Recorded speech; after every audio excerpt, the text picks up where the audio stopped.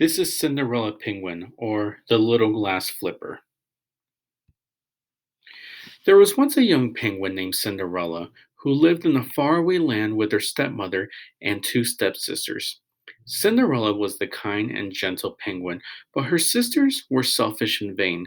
Cinderella did all the chores. She even had to pick up after her stepsisters, while they never had to do a thing. The sisters wore the finest of clothes and slept in large, cozy feather beds with silk sheets and fluffy pillows. Poor Cinderella wore nothing but worn out tatters and slept in the cold stone cellar up on a small shelf beside some old tin plates. One day it was announced that Penguin Prince was giving a costume ball. The stepsisters and their mother received an invitation. Cinderella wanted to go too, but they just laughed at her. The prince would never want to meet a shabby cinder block like you. For weeks, the house was filled with the talk of the ball. The sisters had costumes made from their finest fabrics. They ate only the tiniest meals so they could have the tiniest waists, and they were always in front of the mirror, posing and practicing their curtsies. Finally, the night of the ball arrived. Cinderella rushed out, ironing her stepsisters' costumes and helping them dress. Then, without a thank you or a goodbye, the carriage swept the stepmother and stepsisters off to the ball. Cinderella burst into tears. She felt so alone and unhappy. Suddenly, in a glow of blue light, the great fairy penguin appeared before her. "Why are you crying, Cinderella? Do you want to go to the ball?" she asked. Cinderella blinked back her tears. "Oh, yes, more than anything." "Then you shall. First," said the fairy penguin, "you must fetch me a pumpkin from the garden." Cinderella didn't know how a pumpkin could help her get to the ball, but she quickly brought her the best one she could find. The fairy gave it a firm tap with her wand, and it magically turned into a beautiful golden carriage.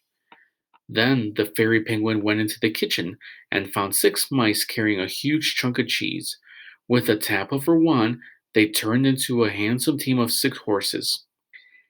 She turned the cheese into a fat coachman in uniform. They all marched out the door and took their places, as if it were the most natural thing to do. "Now you can go to the ball. Are you happy, Cinderella?" asked the fairy.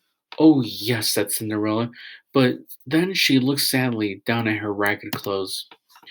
"Oh, I almost forgot," said the fairy, and with a tap of her wand, Cinderella's penguin's rags became a beautiful gown with gold trimming and a royal tiara. On her feet were a pair of glass flippers, the prettiest and most delicate that Cinderella had ever seen. "Now, one last thing," said the great fairy penguin. "The magic spell ends at the stroke of midnight. The carriage will turn back into a pumpkin, the horses back into mice, the coachman back into cheese, and you again will be dressed in rags. So, you must leave the ball before midnight." Cinderella promised to remember. Then, waving goodbye, she stepped into the carriage and rode off, her heart filled with joy. When Cinderella arrived at the palace, the ball was in full swing.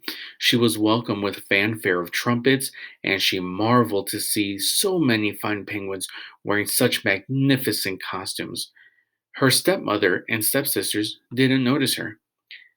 They were too busy gobbling down snacks and party sandwiches at the buffet tables. But the penguin prince noticed Cinderella at once. "Who is she?" he asked his courtiers. "She is the most beautiful penguin I have ever seen." Cinderella had never met as handsome and charming a penguin as the prince. From the first dance together, he never left her side. They whirled and twirled around the dance floor to the applause of the admiring crowd. "Who is the beautiful young penguin who has captured the prince's attention so completely?" everyone whispered. "What a handsome couple! How well they dance together," they sighed.